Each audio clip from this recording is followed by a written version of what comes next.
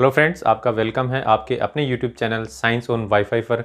और आज की क्लास में हम डिस्कस करने वाले हैं ब्लड क्लोटिंग को, यानी रक्त स्कंदन को, यानी रक्त का थक्का कैसे बनता है।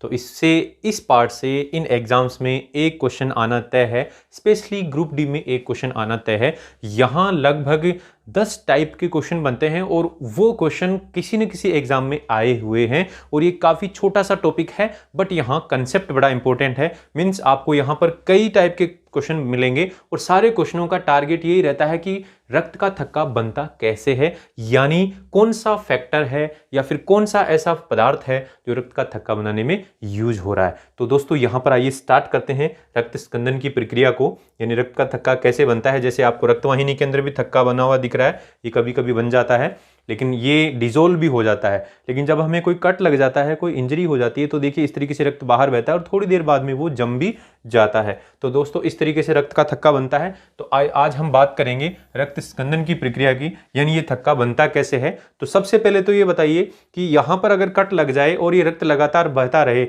तो क्या ये उस व्यक्ति के लिए अच्छा रहेगा?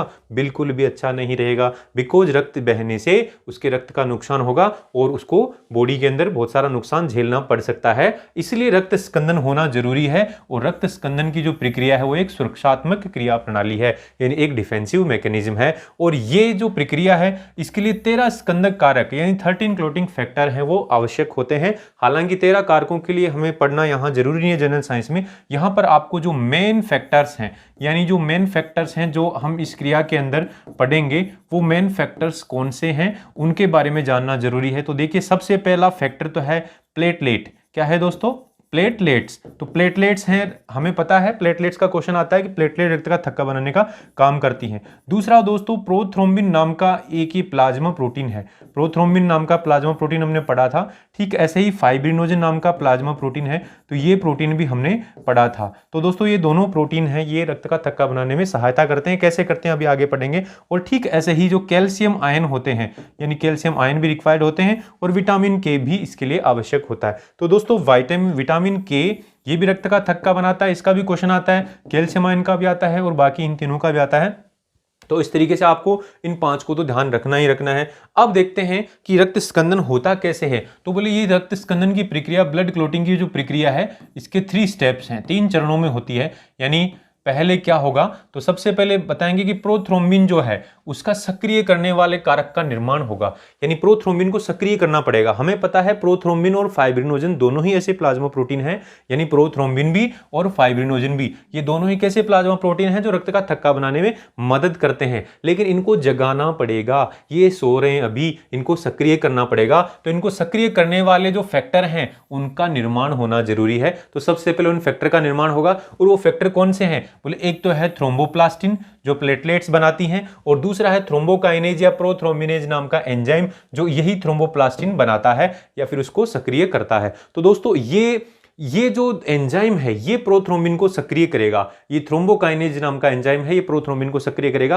और थ्रोम्बोकाइनेज को कौन बनाएगा? बोले थ्रोम्बोप्लास्टिन बनाएगा। और थ्रोम्बोप्लास्टिन को कौन? बोले प्लेटलेट। अभी आगे हम ये पढ़ेंगे। तो आपको ये थ्रोम्बोप्लास्टिन और ये एंजाइम का नाम ध्यान रखना, ये बन गए हैं। अब प्रोथ्रोम्बिन का सक्रियकरण होगा, यानी प्रोथ्रोम्बिन है वो थ्रोम्बिन में बदल जाएगा, यानी एक्टिवेशन ऑफ प्रोथ्रोम्बिन होगा। यानी अब थ्रोम्बिन बन गया है। ये थ्रोम्बिन इस फाइब्रिनोजन को आगे सक्रिय करेगा और सक्रिय करके क्या करेगा? इसे फाइब्रिन बना देगा और फाइब्रिन में बदल देगा। तो दोस्तों ये जो सारी प्रक्रिया है इसको देखिए हम ऐसे पढ़ेंगे, यानी ये जो तीनों जो चरण हैं, तीनों जो स्टेप हैं, इसको हम यहां पढ़ते हैं कि सबसे पहले मान लीजिए कि चोटग्रस्त भाग है, उससे रक्तस्राव हो रहा है, कहीं पे भी चोट लग गई, उसे ब्लीडिंग हो रही है, यानी ब्लीडिंग फेज हो गया, ब्लड निकल रहा है, जैसा कि अभी उस अंगूठे में फिंगर के अंदर निकल रहा था। फिर उसके बाद में बोले चोट लगते ही प्लेटलेट सक्रिय हो जाती हैं, यानी प्लेटलेट एक्टिवेट हो जाती हैं और एक्टिवेट होकर क्या स्रावित करती हैं? बोले थ्रोम्बोप्लास्टिन नाम का एक पदार्थ स्रावित करती हैं, सिक्रेशन ऑफ थ्रोम्बोप्लास्टिन। तो देखिए चोट लगने से प्लेटलेट सक्रिय हुई और प्लेटलेट के सक्रिय होने से थ्रोम्बोप्लास्टिन बना। और थ्रोम्बोप्लास्टिन क्या करता है? प्रोथ्रोम्बिनेज या थ्रोम्बोकाइनेज एंजाइम को बनाता है, उसको सक्रिय कर देता है। तो ये एंजाइम यानी एक तरीके से प्लेटलेट सक्रिय हुई, प्लेटलेट ने ये पदार्थ स्रावित किया और इस पदार्थ की वजह से कई सारी क्रियाएं होती हैं यहाँ पर। ये तो लास्ट एंजाइम है जो सक्रिय हो रहा है, बीच में बहुत सारे ऐसे हैं जो इसमें शामिल हो रहे हैं, तो उनको बेचारों का उनका तो नाम ही पता नहीं है, लेकिन वो शामिल हो रहे हैं, उनका यहाँ पर योगदान है। तो आपको यहाँ ध्यान रखना है, प्रोथ्रोम्बिनेज नाम का एंजाइम सक्रिय हो गया और अब ये एंजाइम प्रोथ्रोम्बिन को सक्रिय करेगा। इस प्रोथ्रोम्बिन को ये जो एंजाइम है ये कैल्शियम आयन की प्रेजेंस में क्या करेगा, सक्रिय करेगा और क्या बना देगा, थ्रोम्बिन बना देगा दोस्तों। अब ये थ्रोम्बिन भी चुपचाप नहीं बैठेगा, ये क्या करेगा, ये फाइब्रिनोजन को, यानी बोल रहा है कि मैं खुद उठ गया हूं तो दूसरे को भी जगाऊंगा, तो अपना काम करेगा और फाइब्रिनोजन को सक्रिय करेगा और क्या बना देगा, फाइब्रिन बना देगा। तो दोस्तों यहां पर ये जो फाइब्रिनोजन है ये एक घुलनशील प्रोटीन है। कैसा प्रोटीन है, एक घुलनशील यानी सोल्यूबल प्रोटीन है। यानी ये एक प्रोटीन तो है लेकिन किस प्रकार का, सोल्यूबल प्रोटीन है दोस्तों। सोल्यूबल मतलब रक्त के अंदर घुला हुआ है, प्लाज्मा में क्या हुआ है, घुला हुआ है। लेकिन जैसे ही इस थ्रोम्बिन की क्रिया होगी, जैसे ही इस पे थ्रोम्बिन काम करेगा, इसको जगाएगा, एक्टिवेट करेगा, तो फाइब्रिन बन जाएगा। और फाइब्रिन क्या है दोस्तों, ये अघुलनशील प्रोटीन है, ये एक रेशेदार प्रोटीन है। क्या है दोस्तों, एक रेशेदार प्रोटीन है, यानी ये फाइब्रस प्रोटीन है। तो देखिए एक घुलनशील प्रोटीन है वो रेशेदार प्रोटीन में बदल चुका है और अब ये फाइब्रिन के जो रेशे हैं वो इस तरीके से आड़े तिरछे उस घाव पे जहां रक्त बह रहा है वहां जम जाएंगे और उसमें जमने के बाद में इस जाल के अंदर, ये जो जाल बना है फाइब्रिन वाले, इन जाल में WBC भी फंस जाएंगी, RBC भी और प्लेटलेट भी। इस तरीके से रक्त का थक्का बन जाएगा। तो दोस्तों यहां पर आपने देखा कि प्लेटलेट हैं वो भाग ले रही हैं। तो सबसे पहले तो प्लेटलेट आप कह सकते हैं मेन हो गई, फिर उसके बाद में कैल्शियम आयन भी भाग ले रहे हैं, तो कैल्शियम आयन है वो दूसरा टारगेट हो गया।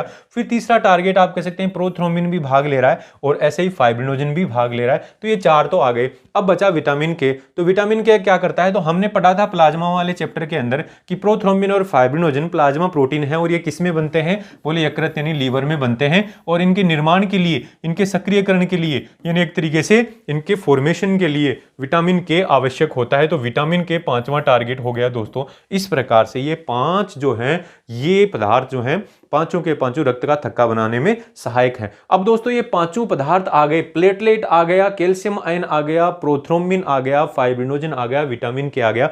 ये तो पांचों क्वेश्चन आते आते हैं, ये बहुत सारे एग्जाम्स में आए हुए हैं। ऐसे आपको ध्यान रखना है प्लेटलेट क्या बनाता है, तो बोले थ्रोम्बोप्लास्टिन नाम का पदार्थ बनाता है। तो ये क्वेश्चन भी यहां पर आता है दोस्तों। ठीक है दोस्तों, ऐसे ही कौन सा एंजाइम प्रोथ्रोम्बिन को सक्रिय करता है, तो हम बोलेंगे प्रोथ्रोम्बिनेज या थ्रोम्बोकाइनेज सक्रिय करता है। ये भी क्वेश्चन आता है दोस्तों। तो इस तरीके से आपको यहां पर ये ध्यान रखना है। ये 5-6 जो क्वेश्चन बनेंगे। अब हम बात करेंगे, एक अलग ही क्वेश्चन आता है ब्लीडिंग टाइम और क्लॉटिंग टाइम का, यानी जब चोट लग गई है तो ब्लड कितनी देर तक बहेगा। तो वैसे अगर हम थ्योरेटिकली बात करें तो 2 से 8 मिनट, 2 से 8 मिनट तक आप कह सकते हैं रक्त का स्राव हो सकता है। 8 मिनट से ज्यादा होगा तो इसका मतलब एब्नॉर्मलिटी है, लेकिन 2 मिनट से कम में भी होता है तो भी कह सकते हैं कहीं ना कोई प्रॉब्लम है, यानी ब्लीडिंग क्लॉटिंग ज्यादा हो रहा है। तो इस तरीके से आप कह सकते हैं 2 से 8 मिनट है वो ब्लीडिंग टाइम होता है। लेकिन उसके बाद में ब्लड बहेगा नहीं, ब्लड जम जाएगा। तो क्लॉटिंग टाइम जो है वो कितना, बोले 8 से 15 मिनट लगता है दोस्तों। 8 से 15 मिनट हो सकता है क्लॉटिंग होने में, ठीक है ना। यानी 8 मिनट बाद में ब्लीडिंग नहीं होगी, वो जमने लग जाएगा और 15 मिनट के बाद में एकदम ठोस, एकदम वहां पर एक थक्का बन जाएगा। तो दोस्तों आपको ये ध्यान रखना है, थक्के बनने में जो टाइम लगता है वो इतना टाइम लगता है, आपको ये ध्यान में रखना है। अब देखिए रक्त प्रतिस्कंदक, यहां से अब अगला क्वेश्चन आता है जो बड़ा ही फेमस क्वेश्चन है। यानी अभी तक तो हम बात कर रहे थे रक्त का थक्का बनने की बात कर रहे थे, यानी रक्त का थक्का बन रहा है तो उसमें टाइम कितना लग रहा है, कैसे वो बन रहा है। अब हम बात करेंगे कि रक्त का थक्का बाहर अगर कट लग जाए, वो बह रहा है, बहता हुआ रक्त अगर बहते हुए रक्त में अगर थक्का बनता है तब तो वो जरूरी है, फायदेमंद है। लेकिन अगर हमारे शरीर के अंदर बहते हुए बाहर घाव पे जो बह रहा है उसमें थक्का बन जाए वो फायदेमंद है। लेकिन हमारे रक्त वाहिनियों में, हमारे शरीर में बहता हुआ रक्त अगर जम जाए, उसमें अगर थक्का बन जाए तो वो हमारी सक्रिय रक्त वाहिनियों में फंस जाएगा, ब्रेन में फंस जाए तो ब्रेन के अंदर आप कह सकते हैं एक तरीके से रक्त सप्लाई रुक जाएगी, जिससे हमें कोमा में जा सकते हैं। ऐसे ही आप कह सकते हैं किसी भी अंग की रक्तवाहिनी ब्लॉक हो जाए, हार्ट की रक्तवाहिनी ब्लॉक हो जाए तो हार्ट अटैक आ सकता है। तो दोस्तों अब हमारे शरीर के अंदर एक ऐसे पदार्थ भी होते हैं जो बॉडी के अंदर रक्त वाहिनियों में बहते हुए रक्त को नहीं जमने देते, उन्हें बोलते हैं रक्त प्रतिस्कंदक। यानी ऐसे पदार्थ जो रक्त वाहिनियों में बहते हुए रक्त को नहीं जमने देते उनको बोलते हैं रक्त प्रतिस्कंदक, यानी ब्लड एंटीकोगुलेंट्स। अब ये ब्लड एंटीकोगुलेंट्स 2 प्रकार के हैं, यहां से क्वेश्चन आता है। पहला तो है प्राकृतिक रक्त प्रतिस्कंदक यानी नेचुरल वाला, और दूसरा है कृत्रिम रक्त प्रतिस्कंदक यानी आर्टिफिशियल वाला। अब प्राकृतिक में देखो, एक तो होता है हिपेरिन जो हमारे अंदर होता है, हमारा यकृत बनाता है, हमारे शरीर में मास्ट कोशिकाएं वो भी, और जो रक्त में बेसोफिल होते हैं वो भी हिपेरिन को बनाती हैं। तो हिपेरिन एक प्राकृतिक रक्त प्रतिस्कंदक है जो मनुष्य में होता है, और ये बहते हुए रक्त को, शरीर में बहते हुए रक्त को जमने नहीं देता है। ये भी अपने आप में इंपॉर्टेंट क्वेश्चन है। ऐसे हीरोडिन नाम का एक रक्त प्रतिस्कंदक है जो मनुष्य में नहीं होता, लेकिन जोंक होता है, जो लीच होती है उसके अंदर होता है, और लीच को हीरोडिनेरिया बोलते हैं। क्या बोलते हैं बायोलॉजिकल भाषा में? हीरोडिनेरिया, ठीक है ना। तो लीच जो जोंक है उसको हीरोडिनेरिया भी बोलते हैं। तो उसमें हीरोडिन नाम का रक्त प्रतिस्कंदक पाया जाता है। ये खून चूसने वाला एक कृमि है, ठीक है दोस्तों, ठीक है। ये जो केचुआ होता है उसी के संघ का प्राणी है हीरोडिनेरिया। तो दोस्तों यहां पर हीरोडिन जो है ये एक इसमें रक्त प्रतिस्कंदक है। तो दोनों ही फेमस क्वेश्चन है। तो इस प्रकार से रक्त के थक्का बनने वाली प्रक्रिया से 7 क्वेश्चन थे, यहां से हमें 2 क्वेश्चन और मिल गए तो 9 क्वेश्चन हो गए। अब 10वां क्वेश्चन आता है कृत्रिम रक्त प्रतिस्कंदक का।